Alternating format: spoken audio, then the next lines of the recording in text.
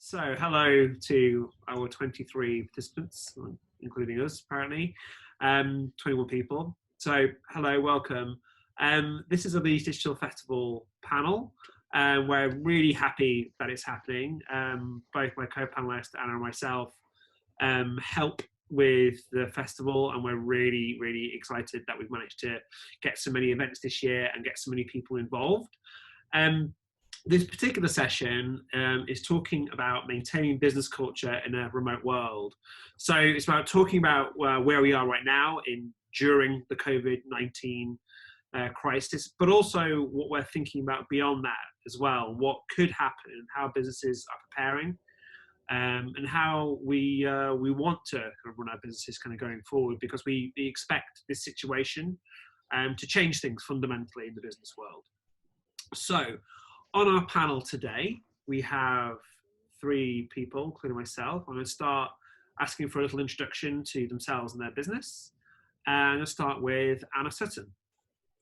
Hello, thanks Adam. I'm Anna Sutton. I am co-founder and chief exec of the Data Shed in Leeds. We've been running for about 6.5 years now. There's 40 of us. And I think it's important to note that up until 5 weeks ago, we were really passionate about having as many people in the office as possible over in terms of facilitating conversation, etc. So this has been quite a challenge for us in terms of shifting from office life to home life. But yeah, there's 40 of us. We are a data consultancy business, so we consult with our clients and build them various different data solutions to help them optimize their data assets and drive value from them. Great, thank you. And we also have Dave Mann on the line. Hello. I'm Dave Mann. I'm the Managing Director of DXW Digital. We've been going for quite a while. We've been going for about 12 years, but we've been operating from Leeds for 2. So it'll be coming up for 2 years this summer. We're a digital agency that work exclusively with the public sector. So we've got clients in central government, local government, housing associations, and the NHS. I think it's fair to say that this year has been interesting so far. So we started the year with a set of plans and a set of expectations for how things were going to go. It's not quite turned out as we expected. That said, it's a really good opportunity, I think, this panel to talk about some really important issues. DXW is a business that focuses on our values and our mission, and I think applying those in a remote culture is becoming more and more important. I'm really excited to share some thoughts with you all. Thanks, Dave. I feel like I should be saying "and back to the studio" at that point. For myself, I'm Adam McNichol. I'm the co-founder of a startup called Wellgood. We are an early stage startup looking at developing an AI to prevent mental health concerns. We're based in Leeds. I'm currently in Hebden Bridge, so a little bit out of Leeds, but I'm involved in the scene quite a lot in Leeds. My background also is in running agencies, so more on the kind of advertising and the tech kind of side there, creative technology. My previous role before this was running a 40, 50 person agency from my home. However, our offices were located in Stockholm, Amsterdam, London, New York, and a tiny little bit in LA, which meant that the application of culture, the maintenance of culture within the business was a challenge, to say the least. And what I'm kind of hoping to talk about is my experience with managing a remote business anyway, and what I've done there, and the joys and the difficulties of it, but also kind of coming from a startup perspective, is how do you project your culture in a world where you're looking to gain staff and hire staff, and also kind of get your message out as a business as well. Cool. So where I'm going to start is a question to our panelists, which is, how has your culture already been affected by COVID-19? I'll start with you, Anna, if that's okay. Fine. I think once we got over the shock of it all, the culture, I'm pleased to say that the culture actually seems to be holding up quite well from home. I think when we were running into this, it's probably one of the most stressful fortnights of my entire life, trying to digest the information that's coming out of government and try and make the right choices on behalf of the team to make sure that we were all healthy. And the day that we decided to shift to working from home was probably the biggest relief ever. We did a working from home test on the Friday, and then we looked at the information over the week, and then we decided that that was it. We were going to stay closed, and we let everyone come into the office and pick up their chairs and their monitors and try and make themselves as comfortable at home as we possibly could. And then the following 2 weeks we spent just trying to work out how we were going to take care of each other. And I think it comes back to something that Dave's just alluded to. We are a very strong values-led organisation. We did a lot of work around what our core values were very early on in our shared life. And as a result, everything that we have in terms of communication and ways of working kind of all link back to our 5 corporate values, which means that actually shifting to remote working was challenging in terms of logistics, but actually everyone is well versed in kind of working towards those values because everyone is used to living and breathing them. And that included working from home already. You had a culture of that within the business already. You talked about wanting people to work in the office, but did you already have the kind of practice? So I'm just closing the window in the van because it's very noisy outside. I'm in a camper van, everybody, if everyone not really in San Francisco. I'm trying to hide from my children. We, generally speaking, we all worked. We tried to encourage everyone to work from the office as much as possible. One of our key values is sharing knowledge. And one of those that is a lot around kind of pair programming, open mics. We have regular stand-ups, which obviously can all happen remotely. It's just we've never done that. And I mean, I think while it's working well, I really do miss the in-office chemistry that you get from having people all around you and that dialogue. And the fact that the thing that I'm really missing is actually seeing people's body language, because you can just see and you can get the vibe from walking around the office if there's a problem, or you can spot when somebody's not quite themselves, or you can kind of see where there's an issue and you can kind of just go and have a chat and pick that up. And I think that's the thing that I'm missing most really at the moment, is that you just, if you want to talk to somebody, you've got to make an active decision to pick up the phone or dial them on Teams or whatever, and it's a very official conversation then, as opposed to just having a chat sat on somebody's desk for 5 minutes. But in terms of the team culture, you know, we always worked from the office. We had one member of the team who joined us who lives in Liverpool, actually. We're in Leeds. So she comes over and spends 2 days in the office every week. So we actually used Sally's experience. We actually got her to do a presentation to everybody remotely about how to work effectively from home, because she's probably the best experience out of all of us in doing it. And she's been really helpful actually in terms of helping us all move to a much more effective and staying motivated in this working from home environment. Dave, how about you guys? You've got a couple of offices to deal with. Yeah, so we have the office in Leeds, but we also have our base in London. And I suppose an advantage of being split across 2 offices meant that we already had an element of remote working and distributed teams at DXW. Quite a few of our technical teams, some of our engineers are remote most of the time, if not all of the time. So we had quite a lot of mechanisms in place to deal with distributed working. I suppose in terms of the effect on our culture, it's accelerated certain things. So it's made people use Slack in slightly different ways. We've got lots of ways to check in on people and see how they're doing. I think that it's under the normal scheme of things, you know, if you made the decision to sort of start working remotely, that would be one thing, but we are working remotely at a time of crisis when anxiety levels and stress levels are incredibly high. People are dealing with, you know, their homes are now shared spaces, their offices and schools, and those without children might have other caring responsibilities, might be looking out for neighbours. So I think, you know, one of the things that we're doing at DXW is keeping a check on people, making sure that they're okay in non-intrusive ways, because sometimes people want to talk, sometimes people don't. But I'd say we're kind of building on things that we had in place So I think the adjustment for us hasn't been quite as severe as it has been for some of those companies that, have never worked remotely before. It's certainly, from our point of view, it's certainly impacted the way we communicate. I think that's one of the things that we've noticed the most in terms of Teams went absolutely mad for the first couple of weeks that we were at home. But it's actually highlighted some of the gaps in our internal comms that we kind of knew were there, but we've kind of been papering over because we were in the office. But because we're at home now, they've become much more apparent than before. So we've had to take steps to address those, which actually will probably longer term work really well for us. Are you having to be more prescriptive as a management team about those things?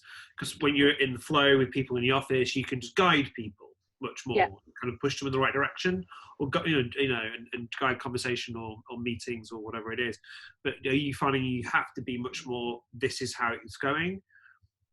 I think being very clear, and I think my team are sick of hearing me banging on about this, but the word clarity and accountability are being words that have come out over and over again in the last few weeks.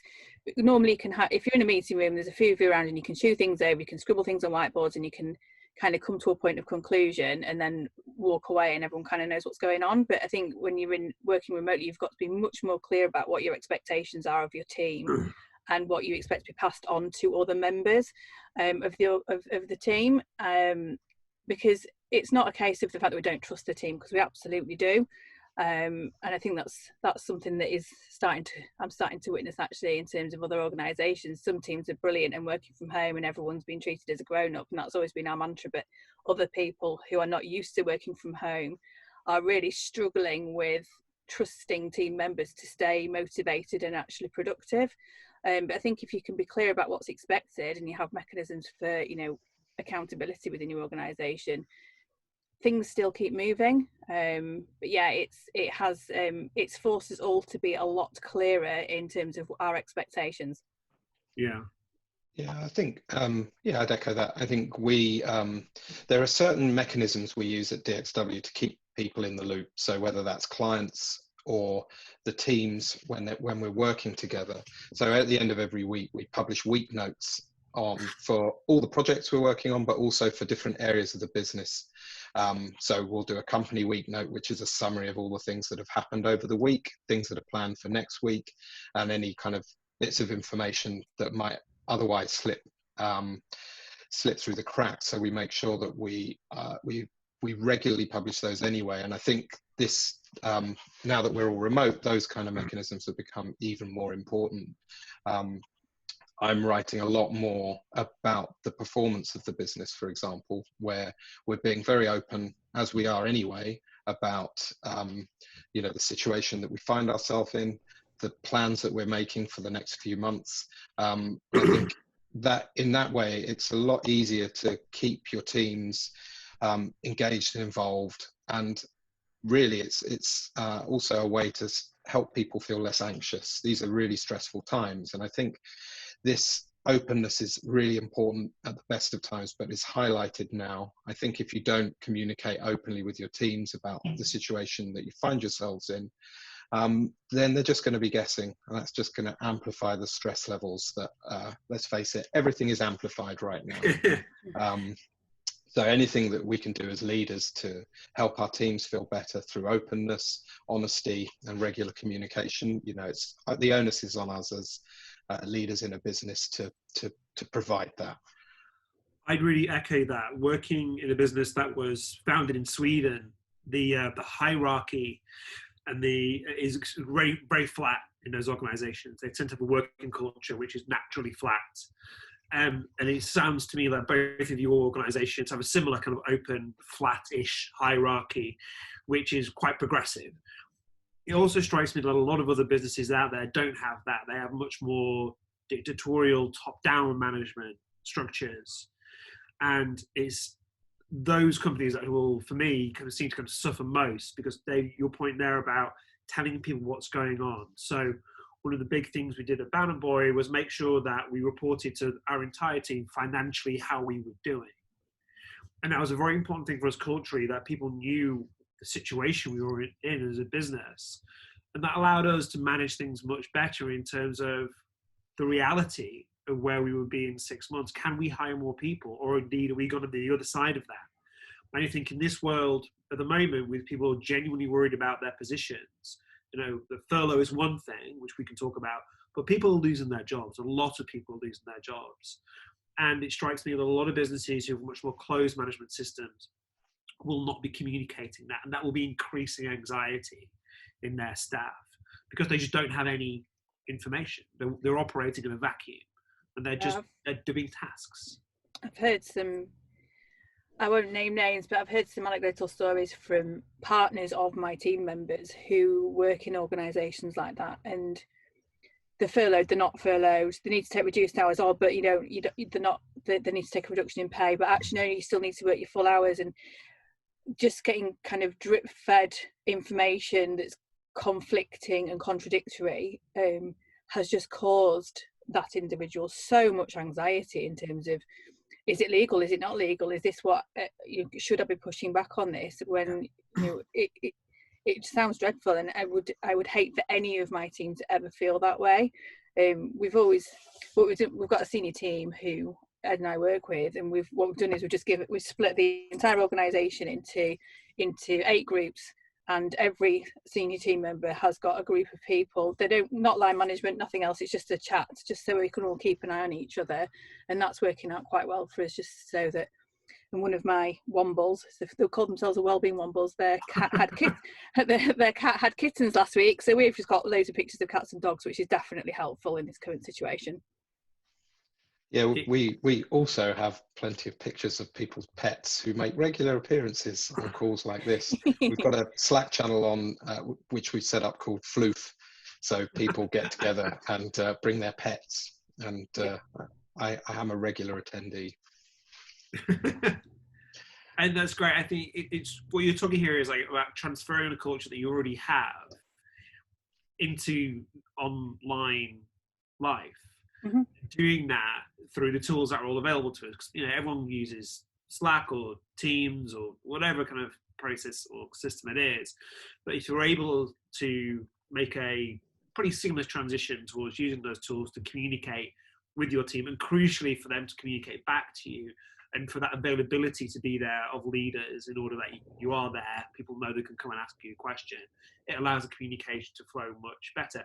And in a way, it's kind of almost better than being in an office, perhaps, with that kind of that person who's really in meetings and busy all the time and not in the office because they're away, client meetings, whatever, that kind of thing. In a way, this is advantageous for employees. They can contact and talk to other members of staff they wouldn't usually have that access to. Yeah, I know a lot more about some of my individual team members than I ever knew before, which is great. It's really nice getting to know some of them that I didn't know as well before this. Yeah. I think there's I think it's important to remember the 2 sides to that, because we use Slack, for example. I've mentioned that a few times, and I know that lots of other organizations do, and that's part of our working culture and always has been. I think if you were to introduce that into an organization that weren't used to that level of communication, or the ability to be messaging people constantly, broadcasting effectively, you have to remember to take into account that people might not be able to respond straight away.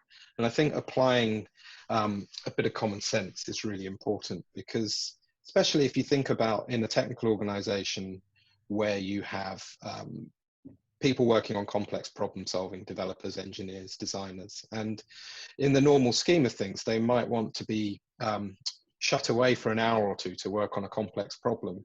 You send them a direct message on Slack. You should not expect necessarily that someone's going to come back to you immediately. And you have to be considerate of those things. And all the more now, we have a lot of people who have extra caring responsibilities in the organization, who may be homeschooling and things like that. And there are going to be times in the day when they're just not available. And that's fine. And you shouldn't expect them to necessarily respond to things straight away. So I think you have to keep a balance in mind there and be respectful. But also there are certain advantages to that. You can be considered in your responses, you can breathe a little, think about something and then reply.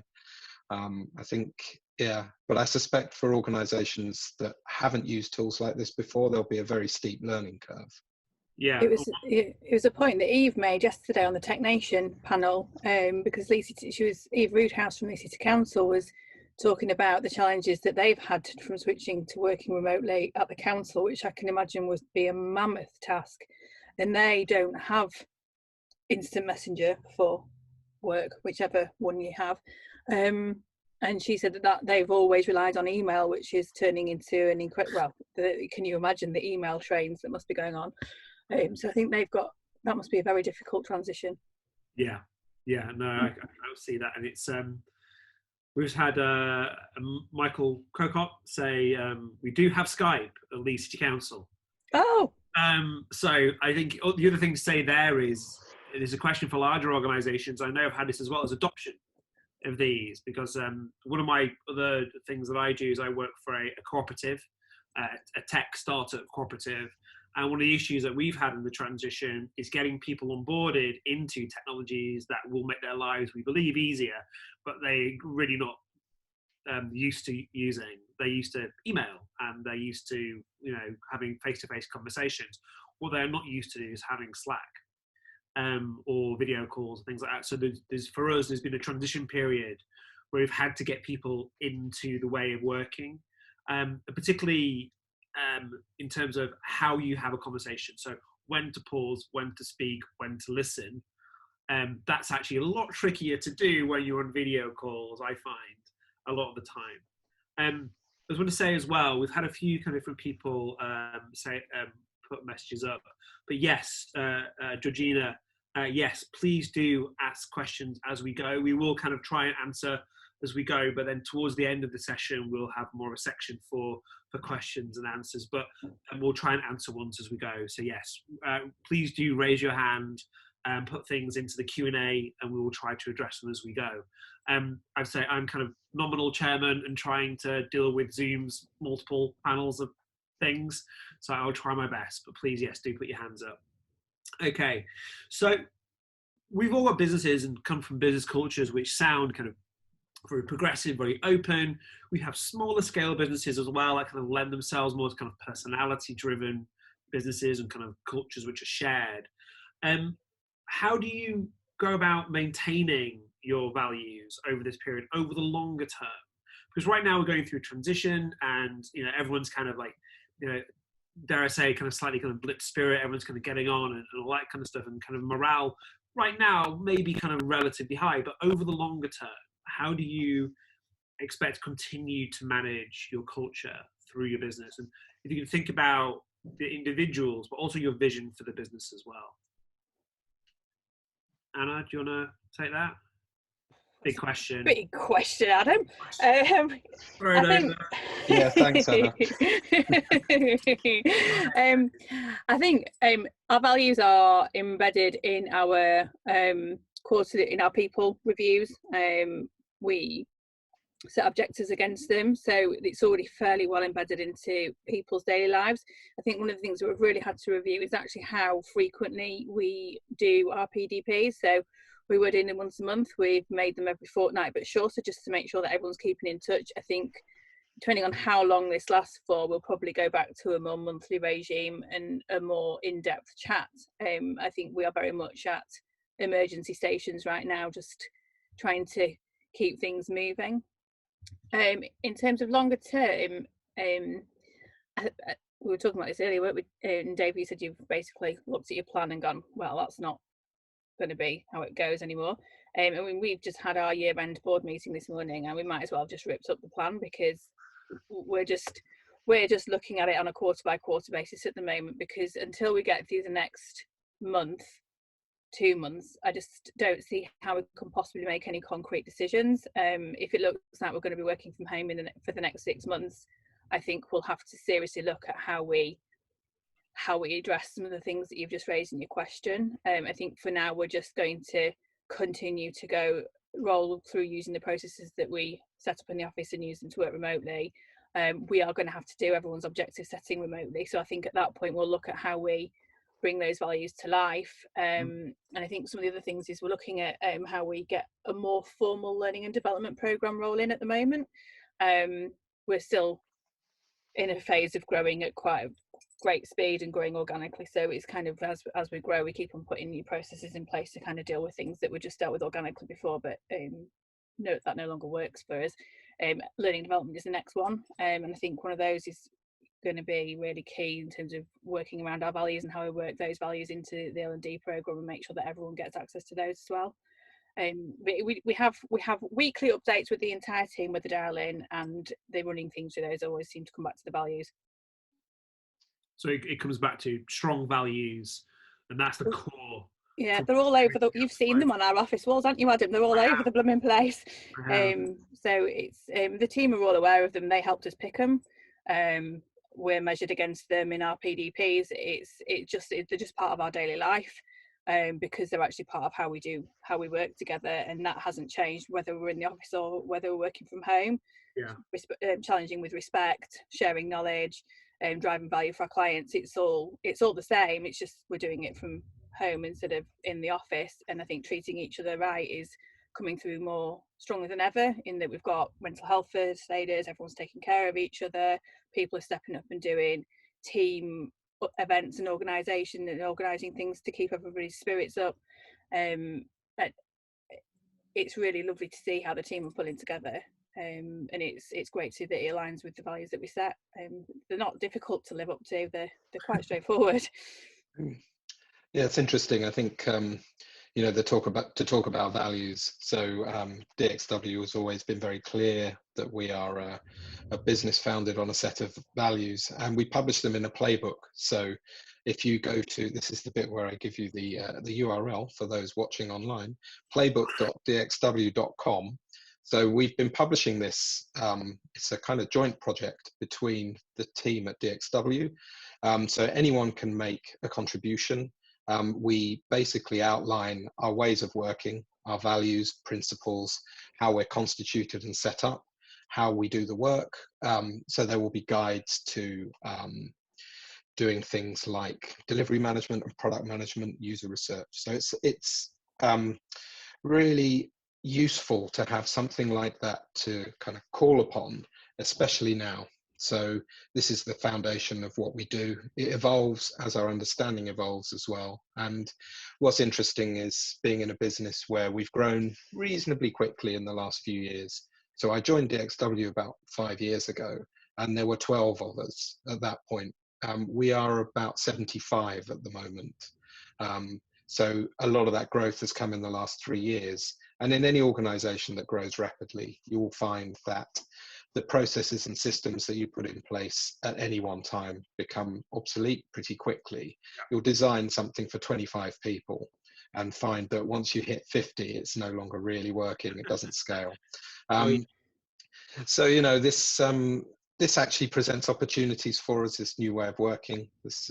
We are doing a lot of work on our HR processes and systems internally. So there's an opportunity to evolve those. Things like learning and development.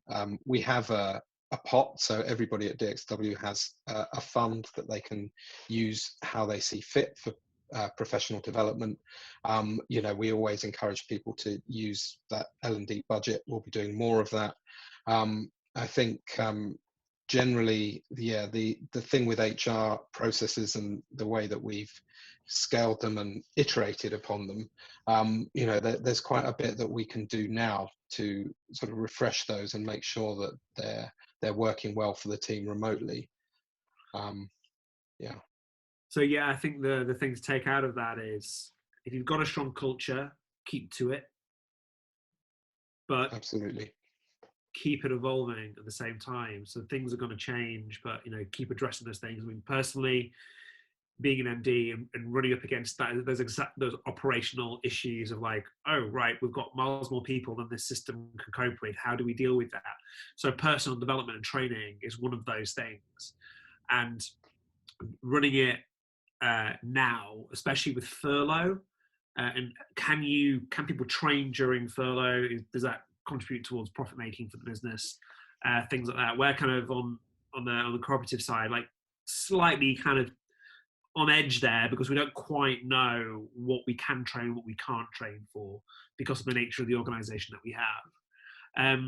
But I think keeping to your kind of culture, being very, very strong with that, and trying to kind of evolve as the situation kind of lengthens. I'm just going to take a couple of questions, if that's okay, because I've got a few kind of pop up. So the first one is around vulnerability, showing personal vulnerabilities. So the question is, you were talking about communicating business performance, good or bad, but what about showing personal vulnerabilities? A lot of talk that those that show vulnerabilities are better leaders, and this is a time when a lot of people are feeling very vulnerable. So in your experience as kind of leaders of your business, are you kind of expressing your own vulnerabilities and worries over the situation, but also the business as well, so the personal and the professional? I'll take that one first, if you don't mind. I'm pretty open, and the team is pretty clear about how I feel about things.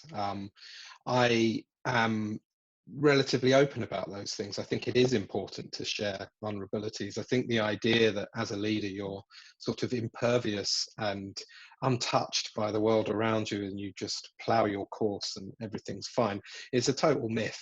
I think that the reality is we're all human beings who feel the same stresses and anxieties, and I think it's important to show them as a leader. It's important to show a human side, because if you want to lead a team, you have to be honest with people. And one of our DXW values is about being honest, and openness and transparency is one of the core values and parts of our business, and we can't operate without it. And that goes for leaders too.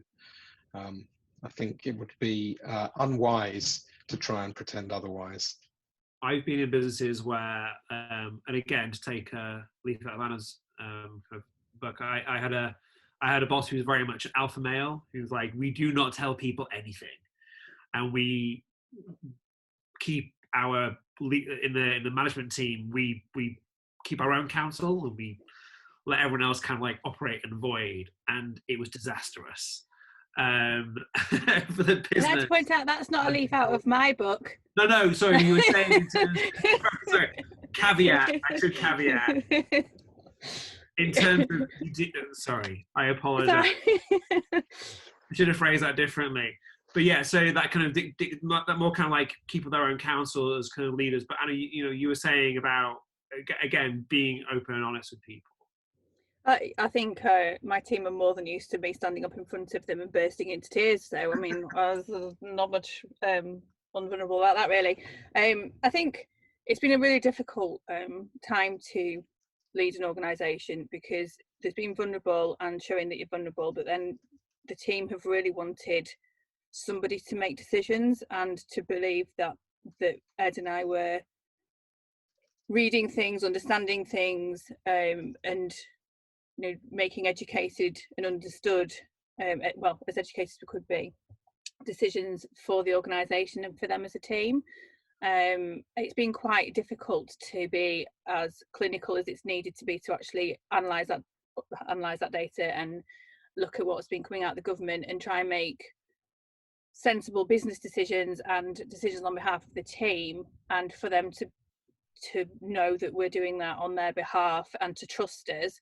And balance that out with general inside, which was utter panic and feeling generally very vulnerable. And I think I have expressed vulnerability since, but I think in the time when we were trying to make those very difficult decisions, it was important to try and, as vulnerable as I like to be and as authentic as I like to be to myself, I think at that particular point in time, making those decisions in those couple of weeks, I felt very much like I had to kind of try and put my own personal feelings to one side and make, which is very unusual for me. Normally I'm all for being showing how I feel about things, but I took a slightly different path in this way because I felt the team wanted to see anybody knowing what they were doing. So I faked it. Leadership is you have to show that, and sometimes put those things aside in order just to, as you say, progress and get things done, because people need that vision, they need that strength from you in order that they feel better about themselves. So it's a really interesting kind of balance to strike, and it's definitely something that I would say as a business leader struggled with, like what to show, what vulnerability to show, and what to kind of like be more stoic about. I hope that answers your question, Georgina. There's a question from Will Arnold, which is, how do the panelists suggest staff structure their working days? One of the benefits and sometimes the necessity of working remotely is flexibility. So this is kind of what you were talking about, Dave, about being contacted on Slack and coming back with an immediate response. But it feels like there's a real danger of people never quite being offline. So I guess, I've experienced this myself, like the day is much more diffuse because at 9:30 I have a scrum call, but at 10 o'clock I'm going out walking the dog, and then I might be doing some maths with my girls later on or whatever. The day becomes much more kind of mussed up, as it were. So have you got any kind of like suggestion on how people should structure their days? I think it depends very much on whether you have children at home or not right now, or whether you have other caring responsibilities, like Dave says. I mean, it's not just all about parents. But I think if you've got kids at home, it depends on the age that they're at and your approach to homeschooling. But I think basically whatever gets you through right now. But I think one of the most important things is being able to close your laptop and put it away at the end of the day. I still put my laptop in my work bag at the end of the day when I'm done, because it's almost like right, I've finished now, I'm putting it away, and I'm now over for the day, and I'm now back in mum mode. It is very, I know it's one of the things that the team at the shed, or some of the team members at the shed, are struggling with most, actually, is putting a bookend at either end of the day or around the portions of the day that they're working, and really struggling to switch off. I know a few of us are playing whack-a-mole with them and telling them to get off Teams to try and kick people off and trying to force them into making that break. It is really troublesome, and I think this is why we got people to come in and take their work, come and get the monitors and the work chairs and stuff, so they could set up their space and then hopefully close. Not all of us are lucky enough to live in gigantic mansions with offices where you can close doors on things. We certainly aren't, but this is why I'm sat in a camper van right now. But it's really difficult getting that clear break in the day to psychologically break it. Normally we've all got a commute to do that, and I've not yet found the answer to that, really. Yeah, I do. I think in the first sort of couple of weeks when we went entirely remote, I certainly personally struggle with boundaries a little bit. I've usually been very strict. At the end of the day, I'll come home and, that's family time. And I've been very careful not to work too much beyond a certain point in a day and try and keep my evenings free. What I've been doing is being a bit more, I was going to say strict, really, with my calendar. So I'm organizing my time a bit more in advance, and I'm actually sticking to the time with things. I'm trying not to let things overrun. I'm organizing my time so that I've got space between calls to actually do the things I need to do. That is probably one thing I would recommend, is to avoid just trying to recreate endless meetings. Don't just have Zoom call after call. It's a really good idea to schedule things with gaps, so you've got a chance to get away from a screen, maybe focus on something different for a while. One of the things that we do in our teams at DXW, so we have teams working on, some of the projects will be software engineering projects, some of them will be research and design, more like discovery projects, and they have a different cadence, and our teams have a fair amount of latitude to organize themselves based around what they need. So individuals in a team can fix on the core hours where they're all going to be there. But we've had experience of this, before the crisis hit, where we've had teams, distributed teams with people working slightly different hours, for example. So just agreeing on a set of core hours where team meetings can happen, so sprint planning or retrospectives or things like that. But again, I think you have to trust your teams and you have to let them organize themselves and do what's right, and also be understanding of people's situations. I think that will go a long way. Yeah, I did a new business call last week. I was on with two people I've never met before. There was the finance director of this organisation and the head of procurement. The finance director was folding paper aeroplanes for his 3-year-old, and the procurement manager was being smashed in the face by Play-Doh. and it was probably one of the most entertaining video calls ever. I think it actually makes people more human. It makes these conversations more interesting, and it takes the edge off, I think. But it is a very different world. I mean, I'm normally in my kitchen, and I'm normally on back-to-back Zoom calls today, but I'm definitely taking your advice. And literally, I can wheel from my desk to the kettle. So I'm going to come out of this absolutely ginormous because I'm not actually moving. I'm just wheeling myself around my house. So it is quite difficult to switch off. I absolutely agree with that. So as someone who's worked from home for about 3 years, the first 6 months I find myself finding it incredibly hard to structure my time. Where I got to organizationally was breaking the company down into those designated teams and letting those teams dictate a rhythm that they work to anyway. And then usually my advice to teams is like having an anchor point. An anchor point for me, because I work in agile kind of methods, I know that the guys over at DXW do as well, is that scrum meeting is a really important thing just to have, because then you've got something which you can orbit around during your day. And then people know your availability kind of going on from those points, because what I advise is block out time. If it's family time, block it out in your calendar. If it's something specific you need to attend to, block it out in your calendar. I don't think as kind of MDs or kind of leaders of businesses, what you can do is dictate to an individual what they should do. It's more about providing them the tools to manage themselves, providing advice for them to do that, because they're adults, they're grown people. And as we've all mentioned, we've all got different things kind of going on in our lives that mean that it might not be practical to sit down at 9 and leave at 5:30 at your desk.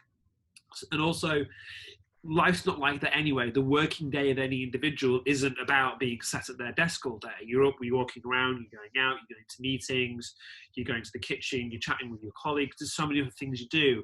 So in a way, you need to build that flexibility into your day to maintain your own mental kind of health during that period. It isn't just about intense working. So for me, it's about empowering your team and providing some tools around structure.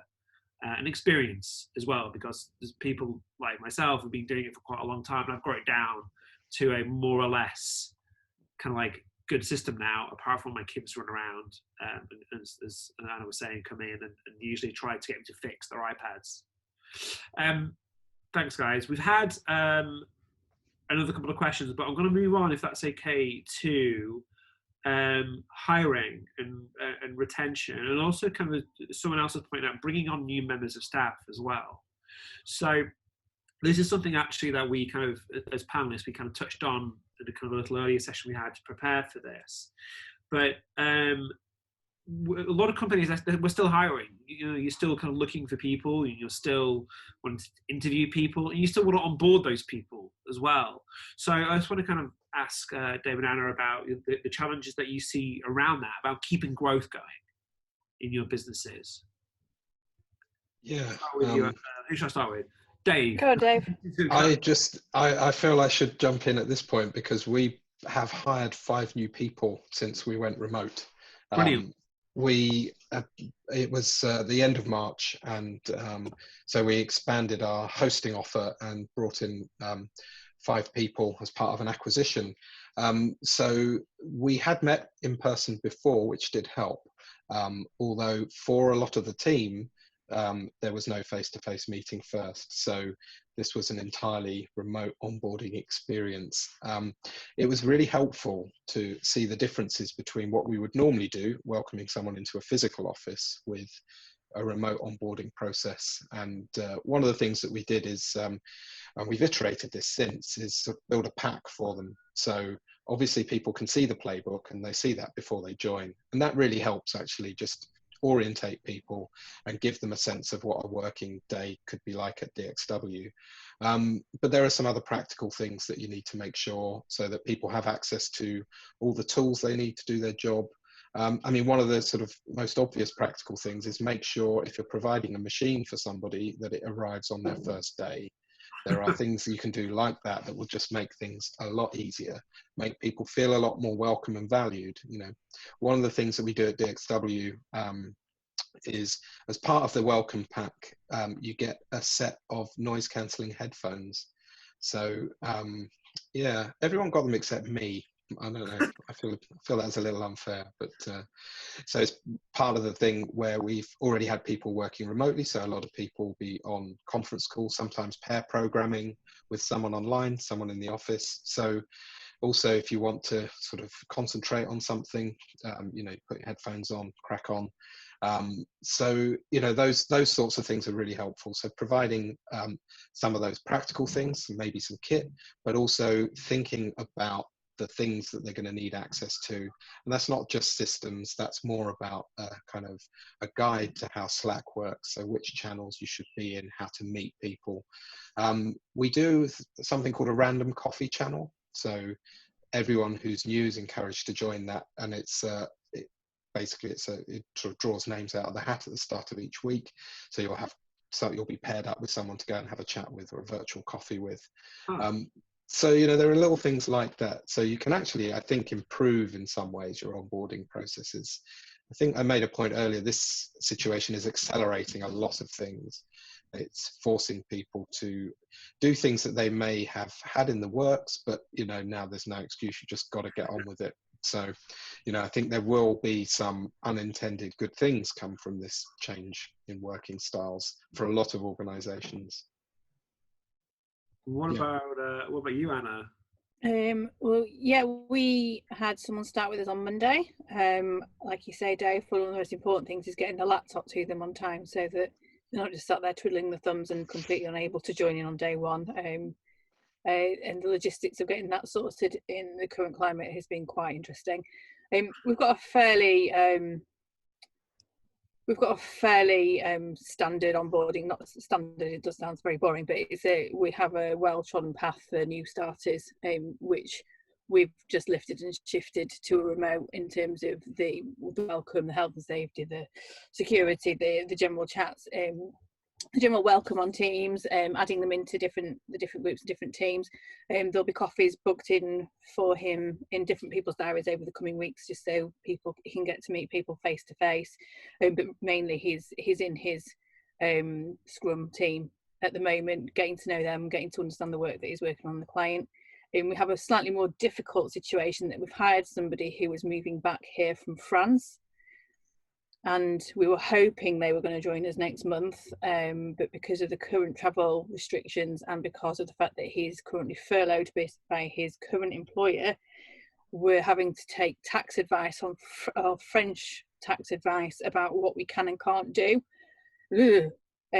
which is just more complicated than it needs to be, really. I think we're having to take a lot more advice on that one, but I think the main thing really is making sure people feel like they're part of a team when they join. We're sending out care packs to people, biscuits, very important, biscuits and tea, Datashed cups, stickers, all the stuff that you would need to have in your life if you're a shedder. And we know that it's not going to be quite the same experience, but I think the other thing is we've also got a team member leaving us on Friday, so we're having a virtual leaving do, which is going to be sad, but he lives in Leeds, he's not going anywhere, so we will have to have just one gigantic shindig when it's all over. But yeah, I think you can do as much as you can, and I think one of the things that I don't know if anyone watched the One World Together at Home on Sunday from BBC or on YouTube or various other channels. That was the live yeah. thing. Yeah, no, I didn't. I think some of it was absolutely brilliant, but I think you could really tell the fact that the screens got in the way of the chemistry between the people who were singing and the people who were playing. Yeah. And I think that's kind of the thing, that you can never recreate chemistry through a screen. That's always, you can definitely get a feel for people, you can definitely have a chat, but there's never going to be a replacement for being in the same room together or going to the pub together and having a beer. And I think you can do the best that you can, but I think in some instances you just have to do the best you can and then wait until you can all get together in a room. Yeah, the question that we had was kind of very much around kind of how do you get culture across in this. Yeah. And I think, you know, we've got our kind of onboarding processes that we have, and then we have a lot of the processes that, you know, both of your companies, you know, I've seen the ones I've had as well, you know, buddying systems, coffees, various other things to make them kind of feel welcome and enable them to do their jobs, but enable them to feel very quickly that they're part of a team. One of the things that I've come across relatively recently, which I talked to Dave about the other day, was radical candor agreements. And radical candor agreements are a thing where two people agree on how they talk to each other, specifically how they talk to each other. And I found it actually very liberating, especially because I've come into a team as well as cooperative organisation where I haven't actually physically met a lot of the people. There's only a few people that I've actually really met. Having radical candor enables that I can set what my boundaries are, what things that trigger me, what things I like, what things I dislike. And it enables those conversations between people to become much more open. And I think you said that one of your principles of your business is around, is it honest feedback, or it's one of the first training sessions that the team do when they start with us is the feedback training that we do. It's not one of the values that's kind of all links in with the treating each other right, and that is and also sharing knowledge. Open and honest feedback is the way that we all kind of learn together, and it's really important. It's a principle that I was taught a long time ago working for a different organisation a long way away, but it really helps having those open and honest conversations, so you really know how people feel. They tell you that you've pissed them off, which is fine, and also they tell you what's good about stuff. So we've got a Be Excellent to Each Other channel, where there are continual shout outs going out to various members of the team, people who've helped people who've given over some of their time for their programming, or people who've done something excellent for a client, or somebody who got back at 3 a.m. because a break glass account went off and they need to get up and support somebody in the support team. Just making sure that those continual positive shout outs are done in the right way, and then also people give, if somebody's done something that they're not happy about, actually making sure that that person then goes to give that feedback to that individual. It's so important, and I know it's still happening remotely. It does, however, I think, again, with the screen being in the way, normally you could have a laugh about something and have a proper chat and a radical candor chat in a room, and I think it's much easier that way than it is to ring somebody, have a video call and try and get that message across. It's still happening and it's still going very well. I'm just not personally as comfortable with that as I am face to face, but I'm not built for working from home. I think I 100% agree with that. The other thing that I've done as well is we have a team meeting in the morning. Every single morning there's a not really a scrum, it's much more of a check-in. How are people doing during this period of COVID-19? And the first question on the agenda is, how are you doing and what are you doing for your mental health? And that's actually been really, really good. Now, people can participate in that, or they don't have to. They can come to the meeting or don't come to it. So it is kind of voluntary. But most people do attend. And it's an opportunity for people to kind of say, well, I'm actually not doing so good. We've had a few team members who've lost people. And there's an opportunity for them to express that was the situation that we're in right now. And then for us to sympathize and also to rally around them. Again, these are people that I've not physically met as well. So what it's enabled, having these check-ins in the morning, is to build rapport with people, despite the fact that there is a screen in the way, and do that. And personally, I do that through humor and through trying to kind of care for people. But it's a challenge to onboard people and to get to know people in this kind of new environment. The other thing that, sorry, Annie, were you going to say? I was just going to say it's just about making sure that the space in people's diaries and people are booked in and buddied up with people, and that somebody is keeping an eye out for them and making sure that they are being scooped up and carried along with and brought into the team properly. But that shouldn't be any different to them being in the office, really. It's just that the chats has to be more structured than ad hoc like they would be.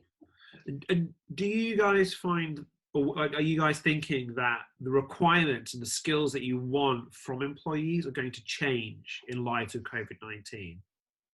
Or do you think you'll hire just as you always have hired? Or will those kind of job descriptions start to change a little bit?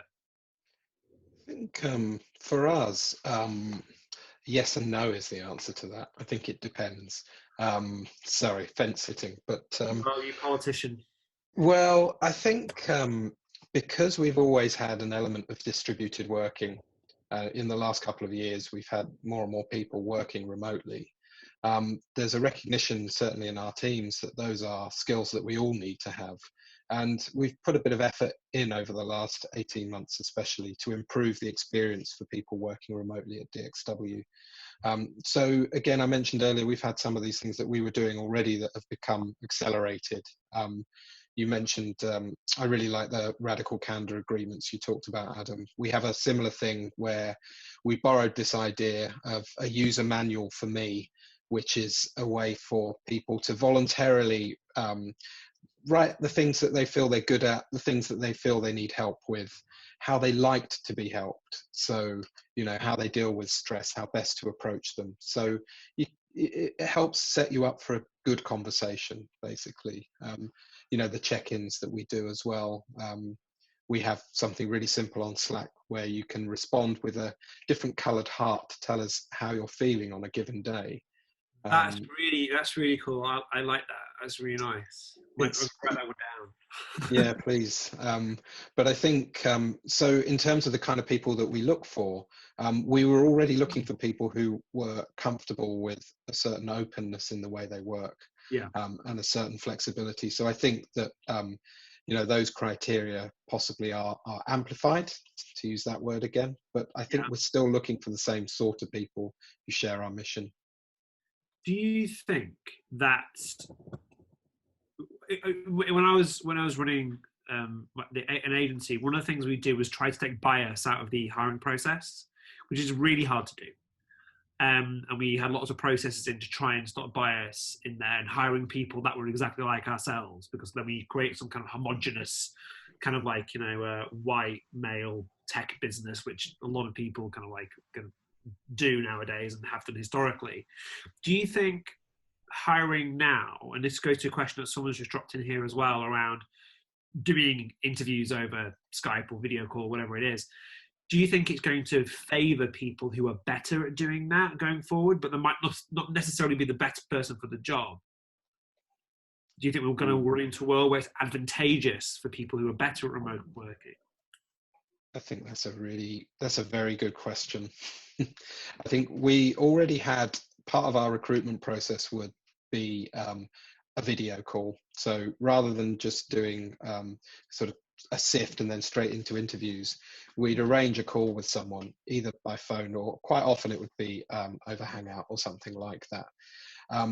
And you know, I think if you're going to bring that from experience of having that as part of the hiring process, you have to always bear in mind that some people are just better in that situation than others.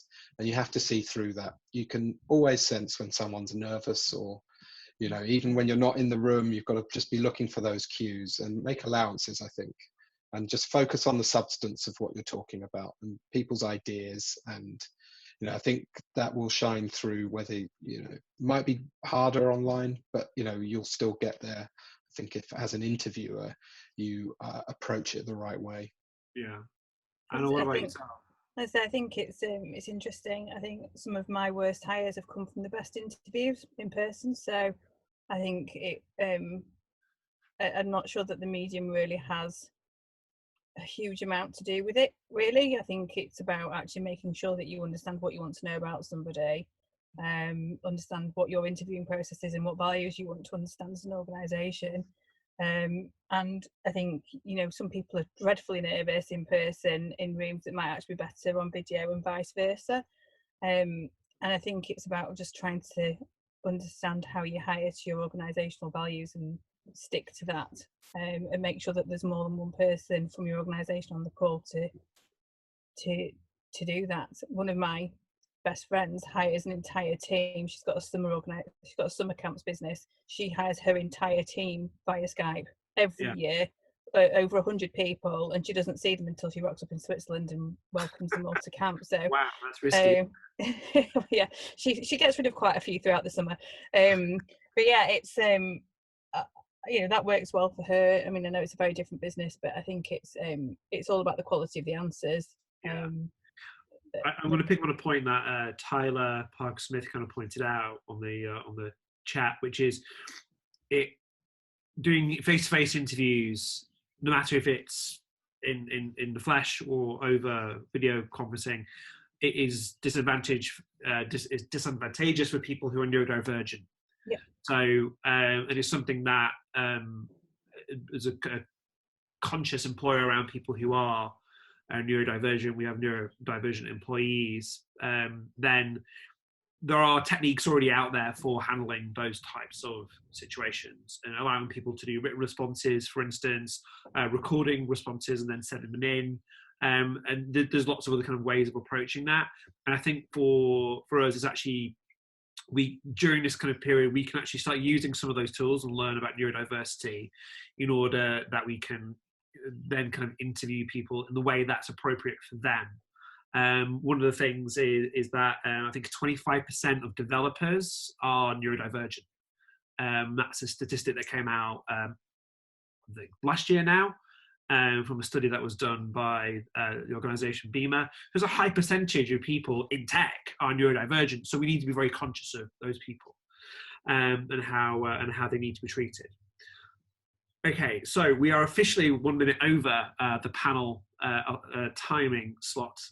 I think we'll answer all the questions that have kind of been thrown out to us. There was a few more things that we were going to cover about kind of creating culture in this environment and our kind of thoughts on kind of how that could possibly happen. But I'll leave those for another day. I really like to thank Anna and Dave for kind of being on the panel and being amazing. And also the team at DXW for doing the organising, Louise and Wendy for doing that. So big shout out to you guys. There are a few more DXW Wellgood sessions, more DXW, admittedly, sessions happening during the festival. So go check out the website there and have a look. Anna, do you have any more events that you're on at all? All of ours are physical events, so we've moved them back to the end of the year. And I think everyone heard enough from me last year, so this is my only panel event this year. So I'm just going to go away and shut up, and everyone will be delighted.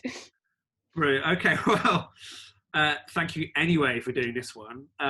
Thank you for having me. Absolute pleasure.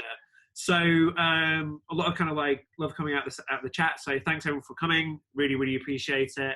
The session is recorded. I'm not quite sure how we distribute the recording. Maybe it will go up on the DXW website or maybe somewhere, I don't know. I'm sure the technical gurus will sort it all out. We'll figure it out, I'm sure. But yes, I'm going to close the meeting now. But yes, to the meeting, the panel will be recorded and will be shareable. We will figure out how the hell we do that shortly. Thank you very much, everybody, and have a great afternoon. Thanks, everyone. Bye. Bye. Bye.